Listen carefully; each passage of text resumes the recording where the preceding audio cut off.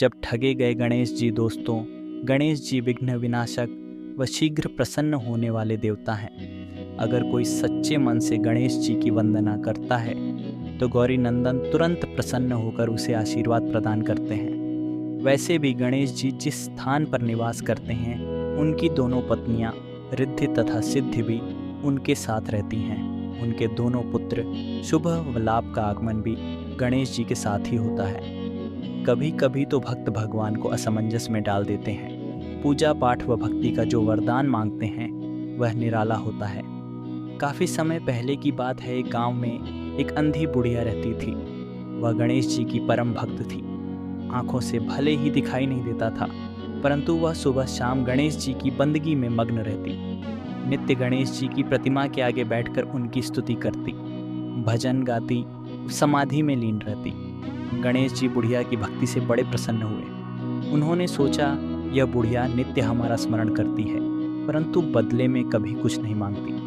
भक्ति का फल तो उसे मिलना ही चाहिए। ऐसा सोचकर गणेश जी एक दिन बुढ़िया के सम्मुख प्रकट हुए तथा बोले, माए, तुम हमारी सच्ची भक्त हो। जिस श्रद्धा व विश्वास से हमारा स्मरण करती हो, हम उससे प्रसन्न हैं। तुम जो वरदान चाहो हमसे मांग सकती हो। बुढ़िया बोली, प्रभु, मैं तो आपकी भक्ति प्रेम भाव से करती हूँ। मांगने का तो मैंने कभी सोचा ही नहीं, अतः मुझे कुछ नहीं चाहिए। गणेश जी पुनः चुप बोले, हम वरदान देने के लिए आए हैं। बुढ़िया बोली, हे सर्वेश्वर, मुझे मांगना तो नहीं आता। अगर आप कहें तो मैं कल मांग लूँगी। तब तक मैं अपने बेटे व बहू से भी सलाह मशविरा कर लूँगी। गणेश जी कल आने का वादा करके वापस लौट गए। बुढ़िया का एक पुत्र व बहू थे। बुढ़िया ने सारी बात उन्हें बताकर सलाह मांगी। बेटा बोला, माँ, तुम गणेश जी से ढेर सारा पैसा मांग लो, हमारी गरीबी दूर हो जाएगी, सब सुख चैन से रहेंगे। बुढ़िया की बहू बोली, नहीं, आप एक सुंदर पोते का वरदान मांगे, वंश को आगे बढ़ाने वाला भी तो चाहिए। बुढ़िया बेटे और बहू की बातें सुनकर असमंजस में पड़ गई। उसने सोचा, यह दोनों तो अपने अपने मतलब की बातें कर रहे हैं। बुढ़िया ने पड़ोसियों से सलाह लेने का मन बनाया। पड़ोसन भी नेक दिल थी। उसने बुढ़िया को समझाया कि तुम्हारी सारी जिंदगी दुखों में कटी है, अब जो थोड़ा जीवन बचा है वह तो सुख से व्यतीत हो जाए।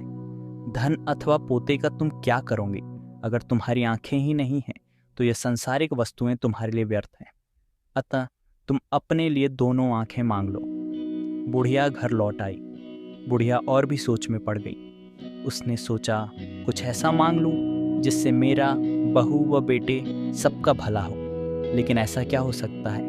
इसी उधेड़तुन में सारा दिन व्यतीत हो गया। बुढ़िया कभी कुछ मांगने का मन बनाती तो कभी कुछ, परंतु कुछ भी निर्धारित न कर सकी। दूसरे दिन गणेश जी पुनः प्रकट हुए तथा बोले, आप जो भी मांगेंगे वह हमारी कृपा से हो जाएगा, यह हमारा वचन है। गणेश जी के पावन वचन सुनकर बुढ़िया बोली, हे गणराज, यदि आप मुझसे प्रसन्न हैं तो कृपया मुझे मन इच्छित वरदान दीजिए। मैं अपने पोते को सोने के गिलास में दूध पीते देखना चाहती हूँ। बुढ़िया की बातें सुनकर गणेश जी उसकी सादगी सरलता पर मुस्कुरा दिए। बोले, तुमने तो मुझे ठग ही लिया है। मैंने तुम्हें एक वरदान मांगने के लिए बोला था, परंतु तुमने तो एक वरदान में ही सब कुछ मांग लिया। तुमने अपने लिए लंबी उम्र तथा दोनों आंखें मांग ली हैं।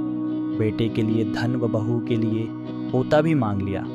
पोता होगा, ढेर सारा पैसा होगा, तभी तो वह सोने के गिलास में दूध पिएगा। पोते को देखने के लिए तुम जिंदा रहोगी, तभी तो देख पाओगी। अब देखने के लिए दो आंखें भी देनी ही पड़ेंगी। फिर भी वह बोले, जो तुमने मांगा वे सब सत्य होगा।